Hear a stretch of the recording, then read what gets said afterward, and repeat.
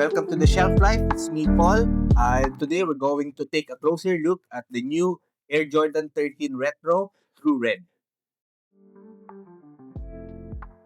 Overall, simple lang yung Air Jordan 13 Chicago.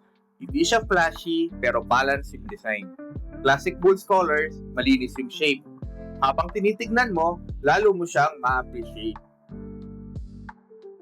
Dito naman sa taas, white leather. May konting texture, hindi makintab, hindi plastic.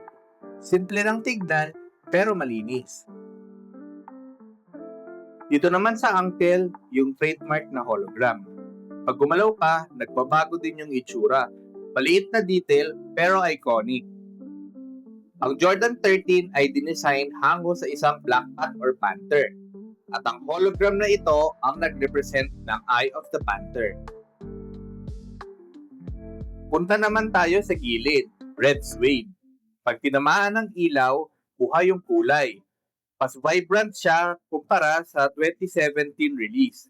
Dito mo makikita agad yung karakter ng sapatos. Unfortunately, wala akong 2017 version. Ang meron lang ako is yung 2017 Red.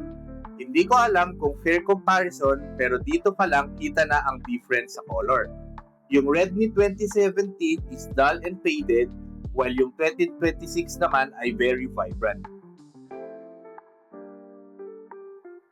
Si Tinker Hatfield, yung designer ng shoe, ginawa niya ito based sa Panther. Isa kasi sa nickname ni MJ ang Black Cat.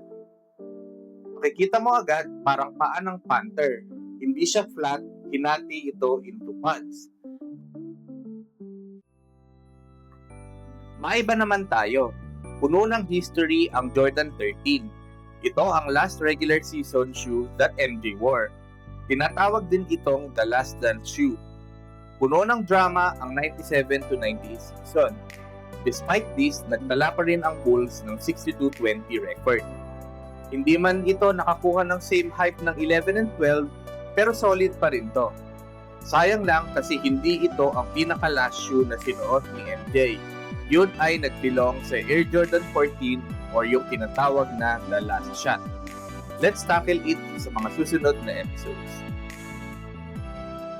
As of this video, available pa ang shoe na to sa mga following stores. I will put the links in the description.